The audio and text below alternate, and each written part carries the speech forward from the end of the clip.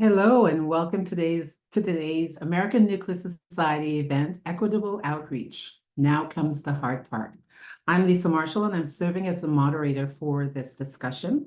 I'm your current president for the American Nuclear Society, and I'm also the director for Outreach, Retention, and Engagement, and assistant extension professor at North Carolina State's Nuclear Engineering Program.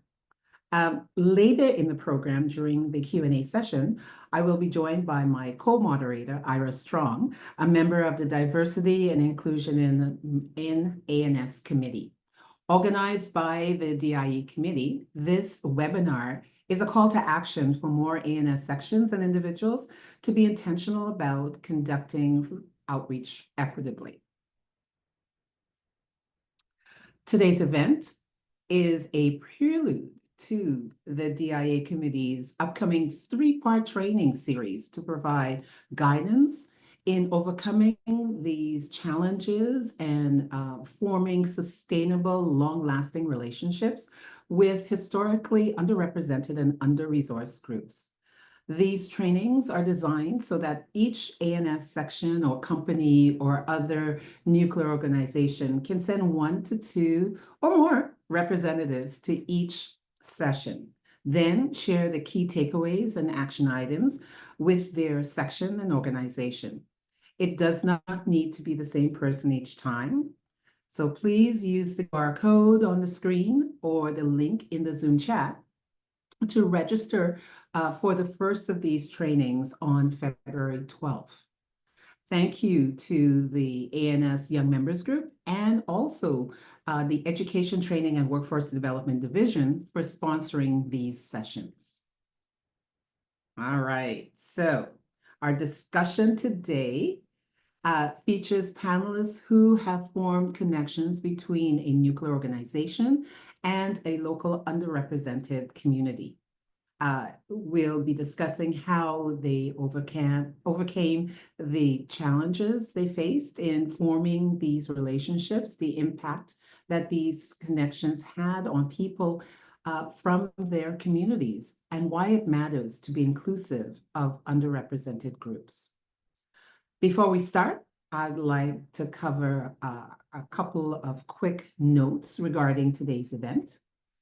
If you have any questions, please type them into the Q&A function. We will attempt to address as many questions as possible. The event has been recorded or will be recorded, I should say, and a link to the recording will be emailed to all event registrants by tomorrow.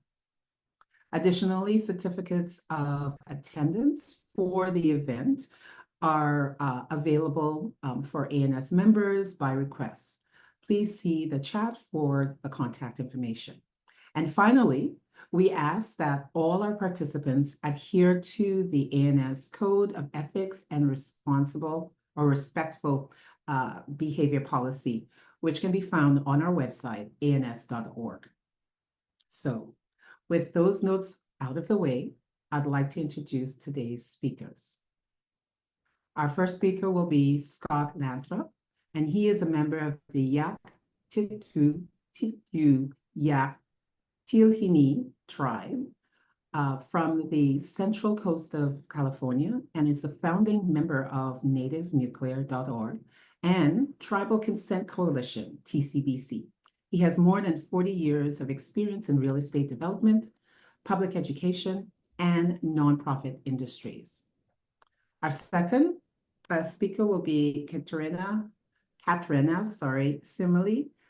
She is in her third year of serving as the 865 Academy Coach at Austin East Magnet High School in Knoxville, Tennessee.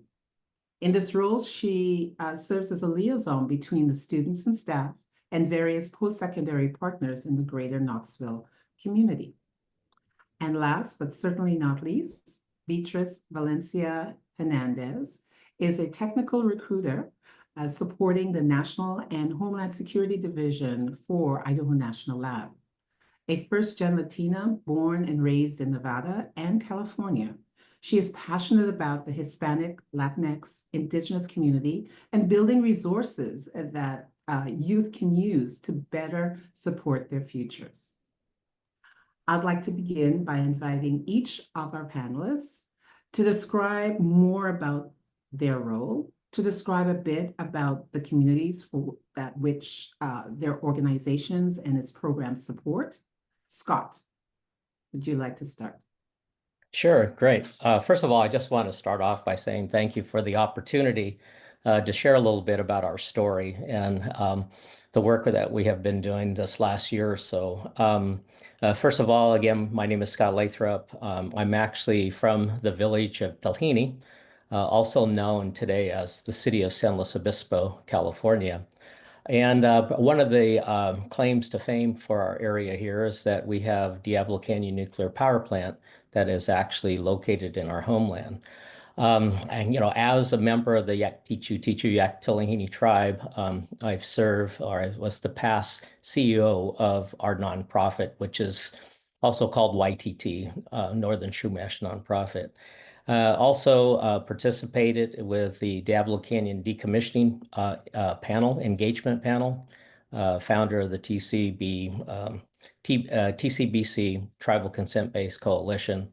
And just recently, I took on a new position as far as the Nuclear Native organization, which we're real excited to try to push forward this year. As it relates to these organizations, all three organizations, primarily purpose of the organizations is to engage tribal communities in the nuclear industry. We just think it's very important that this group is represented in that field. Thank you.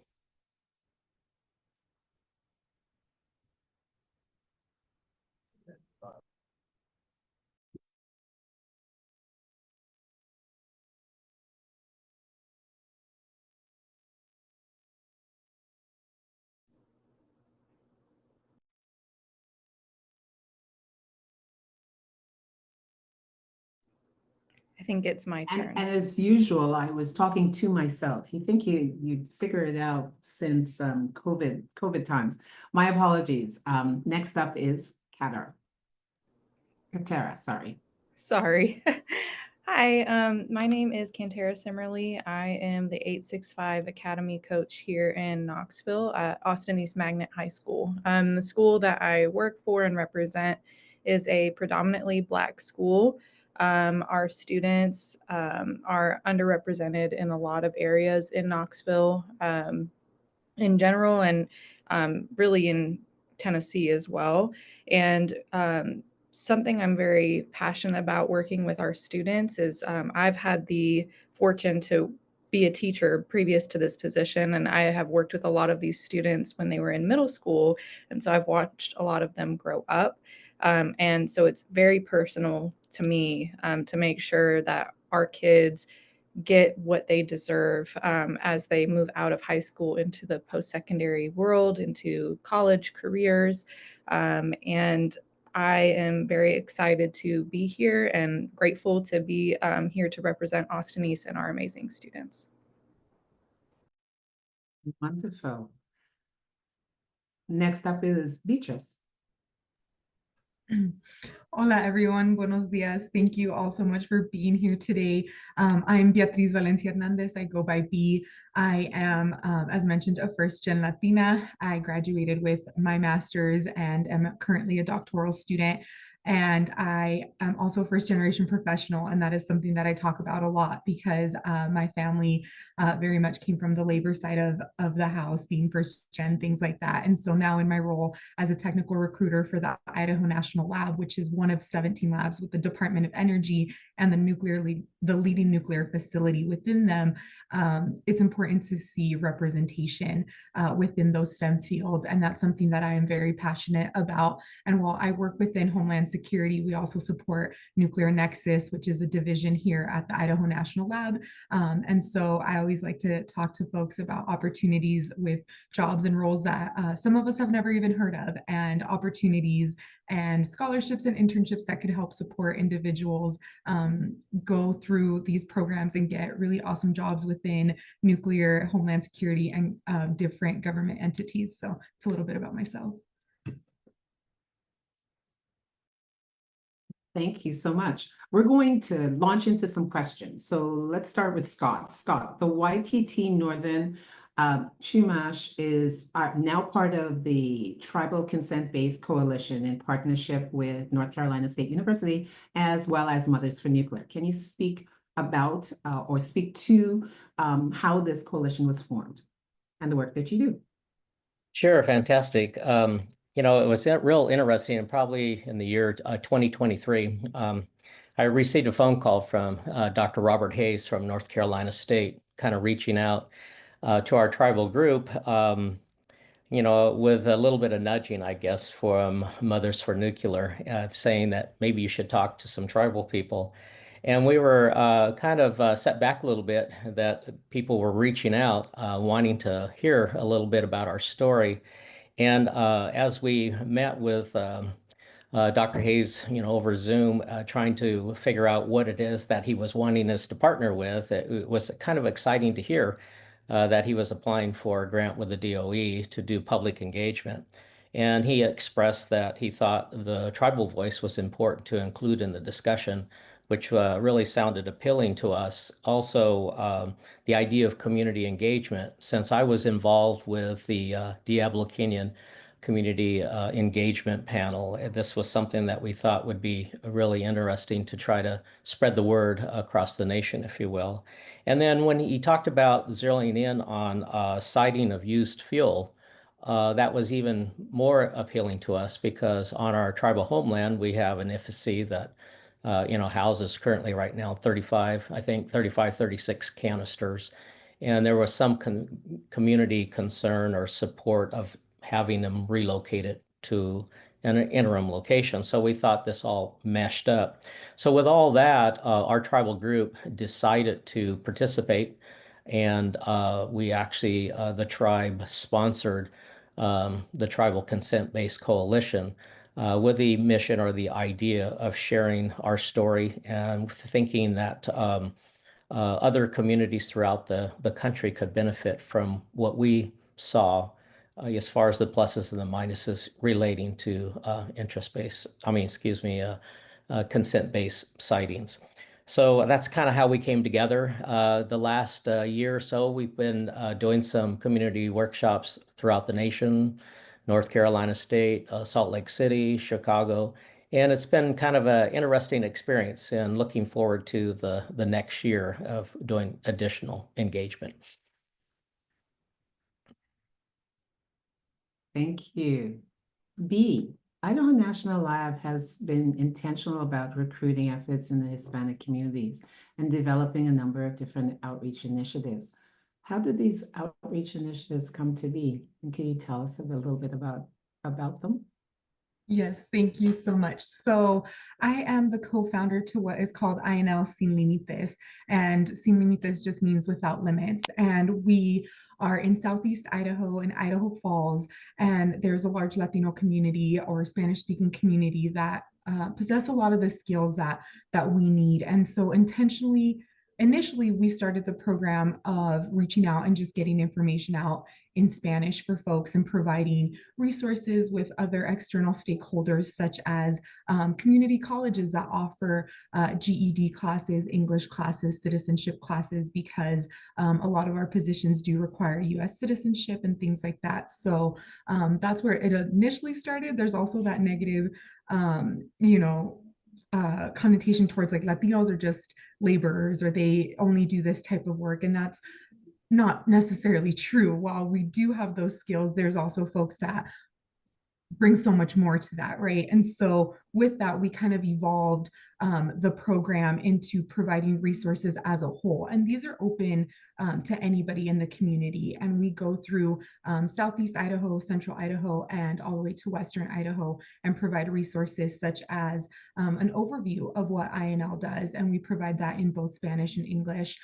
We provide resume workshops because resumes are so much harder than they need to be. And we provide those from individuals like recruiters like ourselves directly, and we also offer one-on-one raffles when we do these events. Additionally, we do interview prep workshops because they're difficult. Sometimes interviews are difficult. I'm a first-generation professional. Regardless of your background, a lot of us are first-generation professionals, and so when we do that, again, we try to just have this information be out in both Spanish and English, as mentioned, and we collaborate with different organizations that are also looking for individuals. Sometimes your next career path may not be directly with us.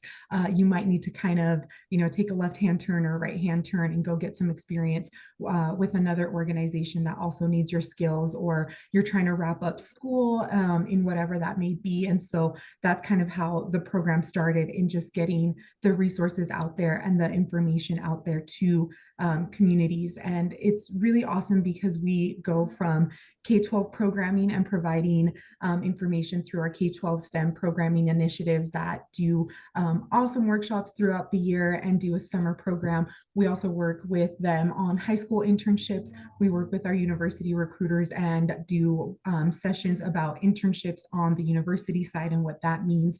And then we also support individuals on the full-time side in every way we can. And the last event we did, we actually had our lab director do a welcome speech and talk to folks about nuclear, because of course he could talk about nuclear all day. And it was really wonderful. And we had about 200 participants, and it was just great seeing folks from a bunch of different backgrounds throughout Southeast Idaho, and just having folks to talk to about the work that we do. So that's kind of how the program started, and just getting information out to folks who may need it in just another language. Katara, in the past, the University of Tennessee and other industrial partners have had a complex relationship with Austin East High School and other flagship high schools in Knox County. How has the relationship been evolving in the recent years? So we have always had some form of partnership with our local university, the University of Tennessee. It's just down the street from us. And we are a flagship school, which means that if our students meet certain requirements, they get a full ride to the University of Tennessee. Now, the challenges that we have had, one is meeting those requirements that they need for our students. And largely that comes from not having enough community partnership input, folks from the university actually coming to the building and working with our kids and inspiring them.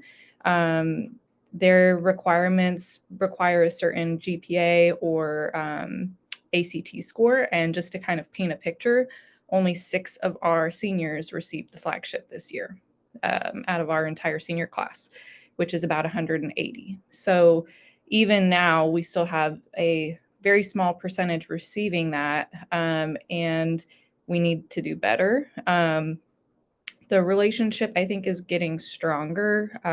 Folks that are in my role at my school, well, I'm the only one at my school, but there are other schools that have a similar role. Our job is basically to bridge that gap and help bring everyone together. So I think it is improving. It's getting better, but it's not where it needs to be, because I would like to see at least half of our senior class get that flagship scholarship, because most of our students are first year or first generation, college going. So I think we have come a long way, but we have a long way to go. Thank you. So I'm going to throw this question out, and whoever would like to engage in a conversation around it. So could you speak to some of the distrust that had to be overcome to really start closely communicating and planning with communities? I can kick this one off if that's all right with everyone. So I have this conversation a lot, and when you're going into communities or certain communities that you're wanting to work with, there's a lot of distrust if you're not from said background or even just from the local area. And so part of the challenge for previously was that people didn't know the Hispanic community or the Latino community in Southeast Idaho. And then myself and a few other individuals ended up getting hired as recruiters, and we had a background in working with first-gen Latino communities, and we wanted to extend that out. And so within that, we were already part of this larger community. We were already involved in the community. We were already doing things within our community because that's just us individually, how we were. And so when we started to kind of do this, we all were very intentional with how we spoke to these communities because it's our reputation, right? We all had been known for doing certain work, and we didn't want to go out into these communities and provide a hope that just wasn't going to happen. And so that's something that oftentimes when we're doing work or we think we're doing the work we need to do, we go into a community that we may not know enough about, and we provide all these resources, but then we don't follow up. And so part of that is, here's this information, how can we do better? And always being open to knowing that you're not the one that knows what the community needs. And that's part of that distress that a lot of folks kind of went in and were like, oh, this is what you need. No, but that's not what we need. And so part of that challenge was just kind of making sure that folks trusted us and creating that relationship with other folks that were in the community also doing this work, or quote unquote grassroots initiatives, as we like to call them, right? A lot of that is getting out into the community and having these conversations, and folks building that trust within us and seeing that we're doing the work. This program started July of 22. And I promise you, where we started in July of 22 is not where we are now. We did not have the workshops or the resources that we're doing now. So I think part of that and working closely with folks was, we knew that our own reputations were out on the line. We knew that what work we did within our communities previously and how we could just further help our communities. So that's just a little bit about what we did. Lisa, if I can jump in a little bit to add to that. It's a little bit different in tribal communities. If you are a tribal member, we haven't had a real good experience with trust with governmental entities. A lot of the governmental entities have not followed through with certain things, and so it really has created a trust problem or a trust issue. So for tribal communities, it's sort of like the reverse. It's like convincing the tribal group that agencies that we're trying to make connection with are trustworthy. And there's certain things that have to happen on both sides of that relationship to spend the time to build that trust up before you can actually go to the next level. And that is actually engaging on whatever subject matter that is, on the table for the day. So a little bit different for tribal communities. It's working on self, if you will, to be able to be a little more trusting. So that's a big issue for tribal groups. Thank you. So what are some of the other major challenges that need to be overcome in working with communities? Can I start off as far as Sure. talking a little bit about tribal communities? There's probably about three major areas. First one, we talk about just our philosophy, if we will, as far as our worldview, which is quite different sometimes when it comes to the Westernly kind of thinking. And we, as tribal people, kind of live in what we call the three realms, and that is connection to land, water, and air. We feel like we're related to them. We're connected to those elements, which is a little bit a challenge when you're dealing with Westernly thinking, is because quite often people don't look at it that way. And so it has a kind of a little bit of a barrier when it comes to engagement, because we believe that first you need to build a relationship before you present any kind of project development. We look at project development as a secondary issue, and that all ties into building relationships, knowing each other, where you're coming from, what your philosophy is, and so forth. And then kind of the third thing is that we have a strong stewardship responsibility to resources, natural resources, everything that's around us. We have a belief that we should take very little, maximize the use, and return very little. And sometimes that thinking doesn't align with projects that are moving very quickly and trying to do things fast. And we're in those areas, or we're concerned about those areas because of future generations. We always look at planning or dealing with things kind of with the next 7 generation concept, which in, again, Westerly thinking, sometimes it's right now, instead of looking for the long term. So those are kind of like major challenges that have to be dealt with tribal groups. It's like getting an understanding of where they're coming from before you try to move forward with any kind of, I want to say, valuable engagement or meaningful engagement.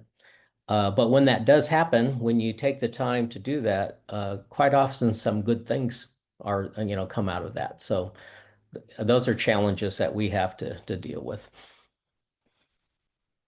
Thank you. I can't agree with you more. It's about the relationship, right? And then Yes. walking together, right? And that's when the magic happens, the real magic, right? And you're thinking ahead and having generational impact. Most definitely. I agree with you 100%. For all of you, can each of you speak to the results and impacts that came from efforts that were intentionally inclusive? Well, go ahead. Oh, I'm sorry. sorry. I can speak to that. I can kind of throw it all in together. So our challenges that we've had that kind of lead into whether we have positive results or not is the intentionality of our community partners, of our business partners, our university partners. If they are very intentional, if they are actually genuinely interested in working with our kids and helping them go to the next level, which could either be a university or a business, that is where we see the results.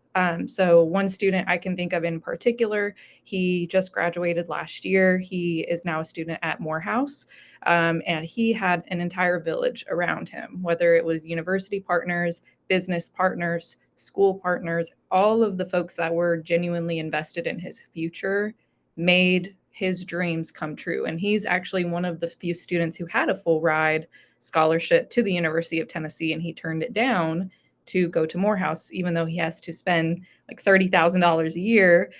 He wants to be an engineer. That is his plan. And that was his dream. And so to me, that is a testament to when folks actually invest their time and their talent in our kids and want them to succeed, it happens. But then when we have partners, unfortunately, who want to come and just get a picture to post it on Instagram and say we did the thing and it really wasn't much time or talent, we don't see anything actually come out of that. So I think our best stories come from those partners who really truly invest and really care. I can also share a result of whenever people came together with legitimate engagement. The example goes back to the Diablo Canyon decommissioning engagement panel. It was essentially established with 11 members on the panel from all different backgrounds, tribal backgrounds, local community, labor, anti-nuclear, pro-nuclear, all to deal with what to do with issues after decommissioning of Diablo Canyon Power Plant. And if you happen to go to that website, our website, you'll see a vision document, a large vision document, probably about 100 pages, so dealing with a lot of issues. And what I can honestly say, after good engagement with all parties, there was a total 100% consensus with that vision document. And that was a direct result of taking the time to build that committee relationship and try to understand where people were coming from, what the issues were, what everyone could agree to. And so that's the type of thing that can happen when you have engagement that really considers all groups. So that's an example of a positive result. Yeah, so when we're recruiting and we're having these larger conversations, some of these challenges, and sometimes people forget that folks need to meet the criteria regardless.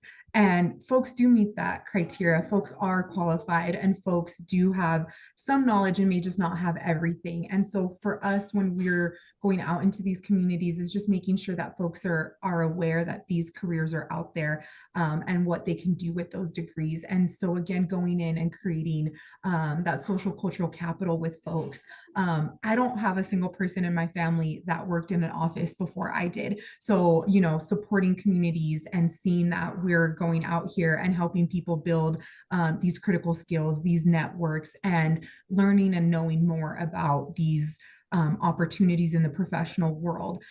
We do a lot of professional development with individuals, again, from all backgrounds, but sometimes when you're able to see someone that has come through the same background that you have, or have parents that don't speak English, or that you had to figure certain things out, or when you have to explain to parents who have young children that they want to get them involved in a different language and they just don't understand, then it's something that we see is super impactful, but it's a challenge because we didn't realize those were challenges until we got to that moment and realized, like, oh, there's a lot of parents that don't necessarily want to get a job with us, but they want their kids to know more and they want their kids to go to college and do something. And I always explain that it's a little difficult to explain to some communities a degree that isn't tangible, like someone that isn't a nurse.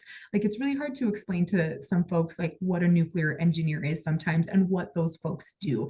And so just having those conversations and the challenges around that, and making sure that we build this community for folks and we get them the resources, the education that's necessary, and just, again, resources, creating community and creating that social cultural capital within those communities. I know Kantara gave a great example of some students, and it takes a village for a lot of these individuals, and us putting ourselves behind these individuals that are talented and are like brilliant individuals and know that they could have a future. And so that's just kind of some of the challenges that come to this, especially knowing statistically where the Hispanic Latino community falls within STEM fields, especially lacking in nuclear, just because we know those stats, right? We know what populations are graduating with certain degrees based off of the Department of Education. We know from the Department of Labor where those individuals are going and what jobs they're kind of taking on. So again, it's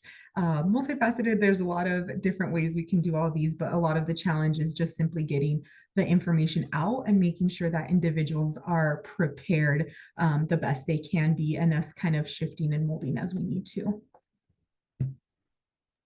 Thank you. I have another question, right? So for those that are enthusiastic about taking that first step, but I'm not quite sure what is the first thing to do? How would you characterize or give advice to those individuals, right? Where we know that we want to go into a particular community. How? I can kind of say this, building relationships and finding folks. I think with us, we just got kind of quote unquote lucky that it was something that I've always been passionate about. I was in college in a Hispanic Latino organization that did a lot of outreach that helped individuals get information for school, anything like that. I also was part of starting academic Latina sorority. So it was always something that I was passionate about within myself, and that showed within my community. And it's something that it started as a simple conversation. Sin límites means, again, without limits. And that's something for folks, regardless of the background or where they're coming from, just know that there's people that are in these roles and that you can be there, but you also have to put the work in. So that's where, like, we can give you all the resources and we can give you everything and help support. But it's it's one of those things where, it might take you a little bit longer because you're working. I know I worked full time during school, and just having the reality of it. I've been in my doctoral program a little bit longer than I initially would have liked to, but I'm in a role in a position where I can help influence other individuals to be in these professional fields that they may have not thought of before. So it's just kind of, again, having that background with someone who's similar to you, and regardless of what that may be, and making sure that the people that actually care about the work and do the work are the ones doing that work, if that makes sense. So you can't make someone that isn't passionate about nuclear energy or certain communities go do this work. And if that means hiring someone that is passionate about that work, we need to make sure that we as an organization are acknowledging that and putting people in those positions, while also not taking the labor from certain folks from those backgrounds, because then it's an additional task that sometimes mentally and emotionally we're not willing and wanting to do. So again, creating that community and building that trust, and just putting the right people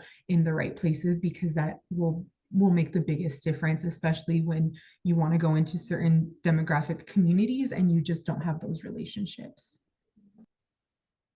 To speak a little bit towards tribal communities, if you don't know already, tribal communities are very sovereign thinking communities, meaning we tie ourselves to a specific location and essentially claim to come from a certain location. So if you're going to engage tribal communities, it's important to do due diligence to make sure you're dealing with the appropriate people of the area. So that means that you will probably, have to do a little research.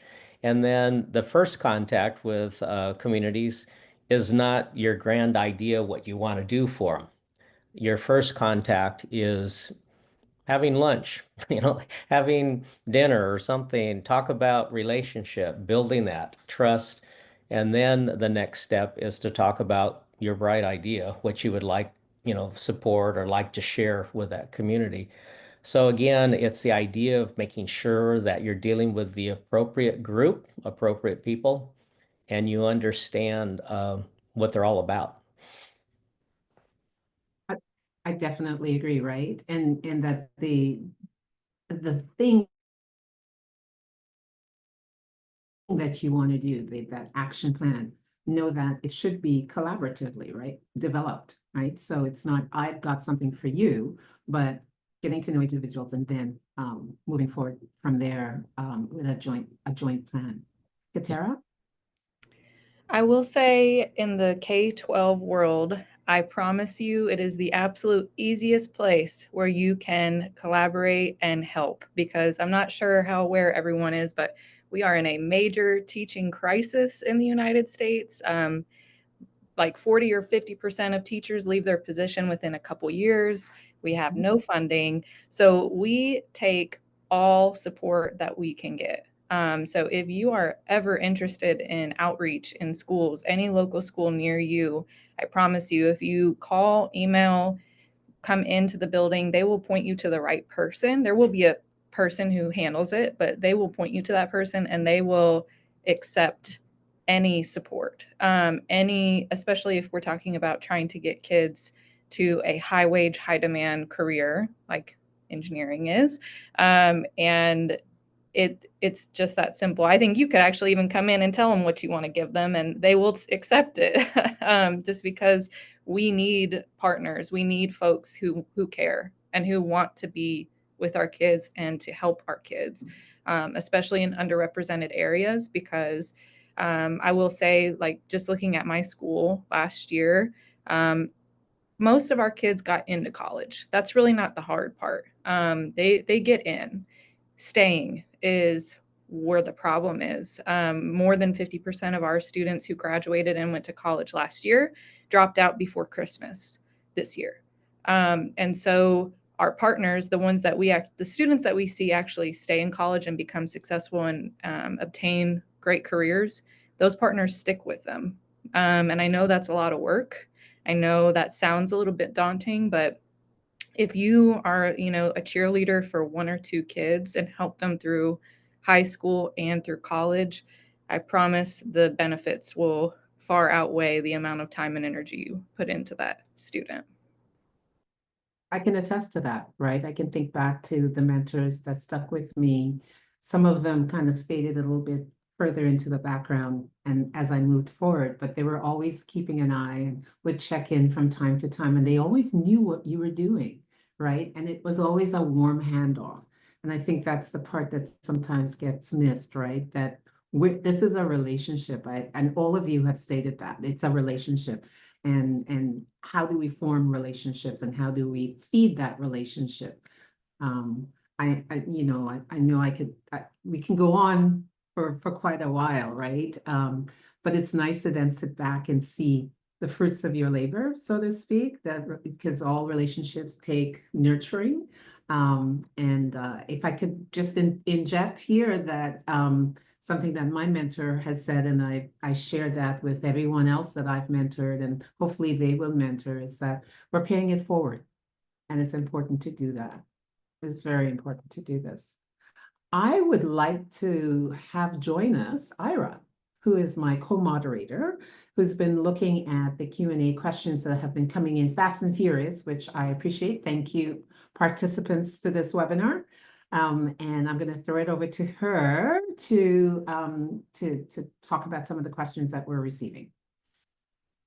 Hi, Lisa and everyone. Thank you so much. Yes, we've been looking at the questions and we got very interesting questions. I think that I can testify of how equity outreach has been done, especially me, same as being a first generation Latina, how important those connections similarly with what Cantera was talking about being a mentor, right? I think those are very important things. I feel like with my mentors, I still have that relationship, right? And that's how you grow.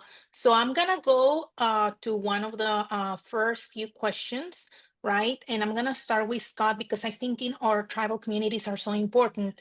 And Scott, can you briefly describe a snapshot of a tribal consortium workshop and how have the communities responded to the workshops? Yes. Well, first of all, if you take a look at the work that we have done with the North Carolina State Consortium, we've had pretty good luck as far as people coming out and wanting to listen to the presentation, and good results as far as discussions during those presentation breakout points and so forth. I have to say, though, it's been somewhat of a challenge in reference to tribal groups, and that is primarily to draw them out, if you will, where to actually get them to come in person. And what we saw that we probably need to do more work in reference to supporting them as far as capacity to get to certain workshops. Or we are also looking at this next year going to them. In other words, trying to get into their communities and get partnerships in the communities to invite us in to be able to share some of this information relating to the work of consent-based siting. So those are some of the things that have happened to date. Yeah, thank you, Scott. So I have one other question, and I think that's either for Lisa and Cantera. It's a very good question. And it says, what are we doing to outreach to smaller communities and school districts to educate them on nuclear energy? And why is it the answer? I work at MSNT as a health physicist, and they have a wonderful K-12 outreach program in the summer. So Sarah, we would like to learn more about that. But either Cantera and Lisa, can you guys share something? I can share. So ways that we are working with, I mean, we are a smaller community. And so the way I work, at least in my position, is I contact and reach folks that directly align with what students are interested in and what they would like to do with their futures. For example, Alyssa Hayes, who is on this call, she is someone that I have been working with for several years. Directly with our students, and she will, along with some other folks, will come to our school and do activities with our kids who are interested in nuclear engineering, and kind of gauge their interest. And most kids will stick with those after school or during school programs that we put together to help them, decide, okay, is this what I want to do with my future? Do I want to go to university? Do I want to go directly into a business? And I have found those kinds of outreach programs to be the most beneficial, where partners come and they're kind of the ones teaching, because kids know me, they know my face, they hear me talk about, their future all the time. And it's just kind of like, that's just Miss Simmerly. Like, she's just talking. But when you have other people come in and really showcase what they do and explain to them what they can become, I think that's really important. And I think I try my best to bring in people who look like our students too, if possible, because one of the best quotes I have heard is, you can't be what you can't see. And so if you don't see other people in roles that model what you think you want to become, it becomes harder or more challenging to see yourself as that. So I think the best thing for that partnership and outreach is just getting people involved and planning intentionally. So for some of the work that I do at NC State, it's the roadshow, right? You get into your car and you go to those smaller communities. And I also ask those smaller communities to link me and help to make the connection with other smaller communities nearby. So I'm just not going one to one only, but I'm going to a network of them. And also to link up with what our college does, so that then it's more impactful in the sense of, we're talking about engineering or we're talking about energy education, and we're coming into to spend some time there. And then also to work with the teachers, because they're the generational impacts, right? So we've got a science teachers workshop that we do, and it's fully funded, right? And the teachers have this opportunity to come to campus, get some resources, work with how they would utilize the resources to take back into their particular communities. And then we are constantly in contact with them. What do you need? Is there something that we can do on our end? And also go into the community on a regular basis. So smaller communities I like working with, because they're all about, okay, what does the calendar look like? And this is what we're going to do. And how many of these particular activities can you be involved in? And expanding the network, so to speak. So I find sometimes the larger communities, there are a number of other outlets. And then utilizing monies that we have so that we can bring them in. So in the past, it was, any kind of expense associated with the actual event on campus, but we're realizing it's helping to pay for the bus, right? Helping to pay for the bus driver, helping to get a substitute teacher. These things are paramount to large communities, but really needed in the smaller communities if we are going to engage and kind of give them the same opportunities and spark that excitement that we see when we work with a community group that is just around the corner. Yeah, thank you. Thank you so much, Lisa. And I know that you are working a lot within ANS with K through 12 programs. So we are really thankful for that. And now I will ask, I only have time for one more question from the audience. And I think this is a really important question. And that goes for Scott. Thank you, Karen, for sharing these questions. And she said, I like to offer a comment and ask a question to Scott. I've worked with indigenous nations and communities for over 20 years. Thank you for doing that. And what I find with federal agencies is that they don't understand the amount of additional time needed to add to a project to build that relationship as you describe it. Can you talk a bit about just how much time an agency needs to add to a project? I know it varies, so that others will understand how much additional time they need to plan for any project involving an indigenous nation community. Yeah, definitely the time needed to build that relationship will vary depending on the project. But in our homeland, we essentially have three major initiatives. We have offshore wind, nuclear power, and a marine sanctuary. And all of those have different agencies that are kind of leading the charge and don't do a very good job at all of engaging tribal groups. And I would say in all those big major initiatives, you have to start at least a year before. And it really means getting to the appropriate decision makers of that tribal group and building a strong relationship. Without that, the project is going to have issues or detail, going forward.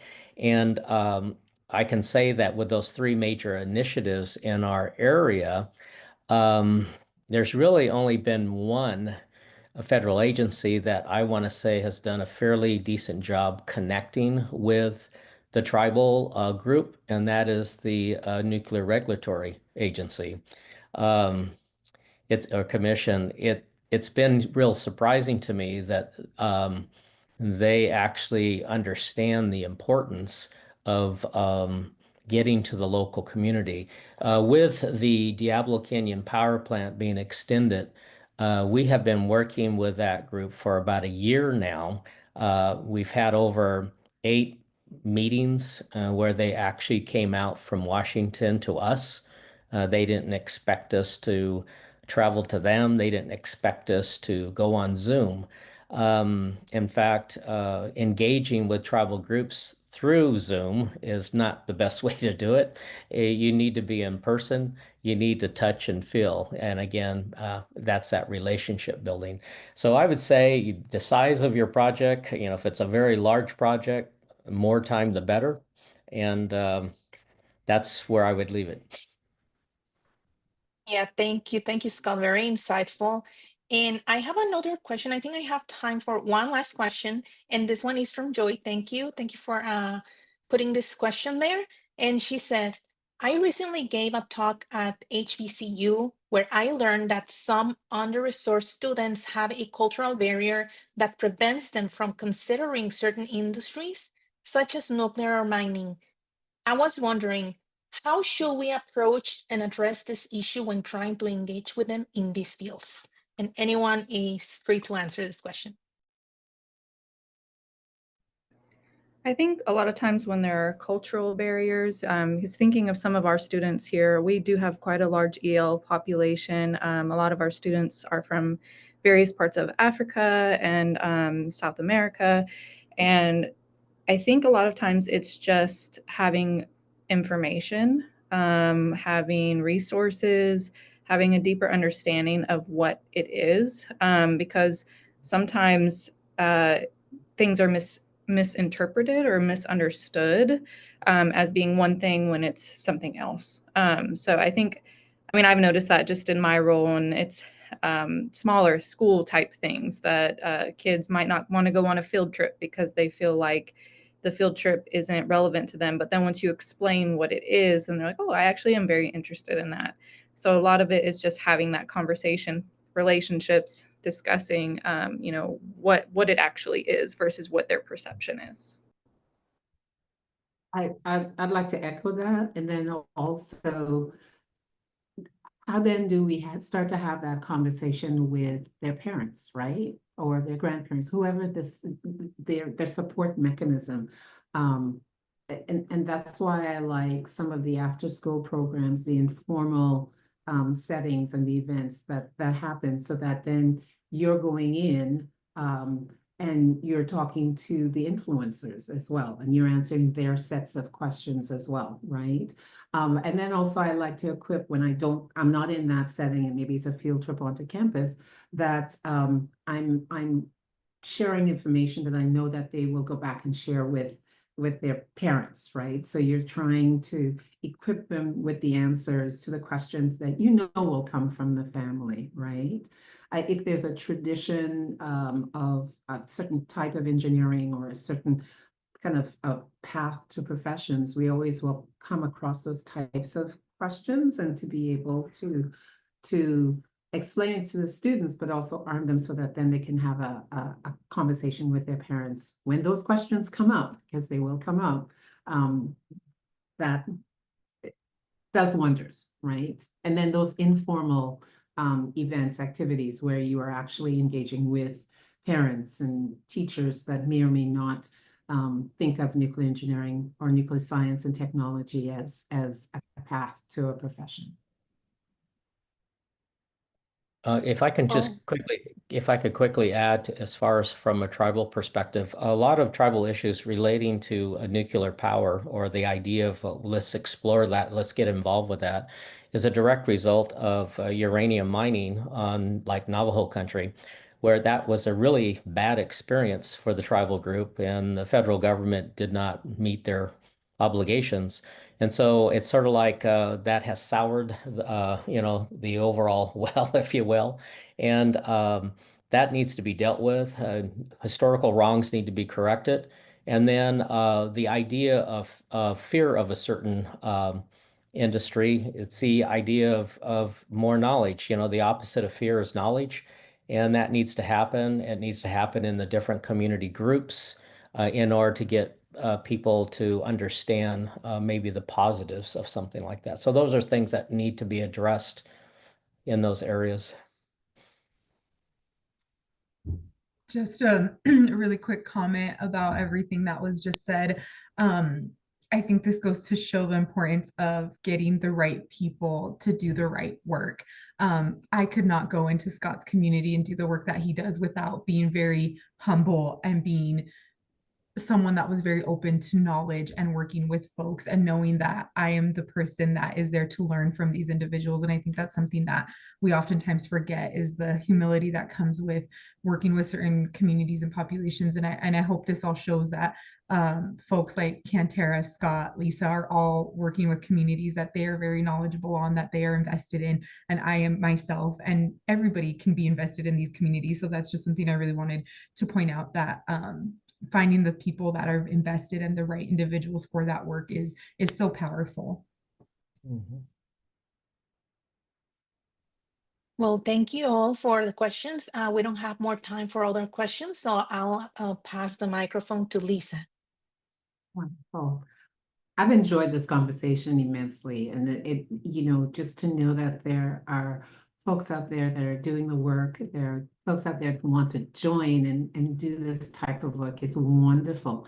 And I invite you to the ANS Diversity and Inclusion in ANS DIA, a three-part training series to help more ANS sections and members of the nuclear community to be intentional about equitable outreach and recruitment activities as they move forward. It's not easy, but ANS will provide professional resources to encourage these efforts.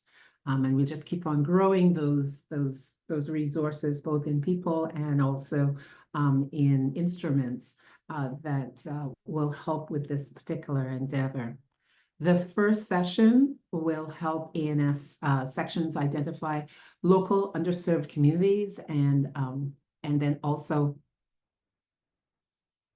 hold on one second, I'm just moving my things around.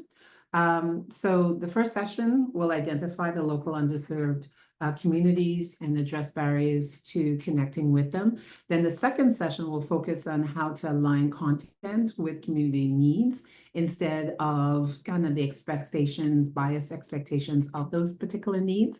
And then the third session will help to build long-term sustainable relationships with historically underserved communities beyond 2025. So ANS encourages all sections and organizations to send one or two or more representatives to each of the training session. These representatives might be an outreach chair, a DEI chair, the president, the VP of your ANS section or nuclear organization. These representatives are expected to take what they've learned in these trainings back and share those with the larger group. Be it either the ANS section or the nuclear organization. Then together, you will implement the actions assigned at the end of each of the training session. You can RSVP using the QR code or the link that we're going to put into the Zoom chat for the first training session, which will be on February 12th. and we hope we'll see many of you there. Again, I would like to thank the panelists. Your insights are an inspiration, and this is definitely a call to action for more individuals and organizations to intentionally do the work around being more inclusive. I always like to use the term fuller participation, right? If we can have that and expand the relationship that we've been talking about all through this particular webinar. And you're not alone, right? Because there is an ANS outreach. You've got Mr. Uchenna, who's on the line here. He's our senior manager for STEM programs. You've got DIA, you've got education, training, and workforce development. You've got myself. You've got so many individuals that are roll up their sleeves, and we're ready to assist and do the work that we all know needs to be done, not only with the communities that are close to our particular organizations that usually get all of the resources poured into them, but other communities that we want to have fuller engagement with. So with that, February 12th, mark it on your calendar, RSVP using the QR code. And this concludes our webinar, and we hope to see you at our first training session. Thank you.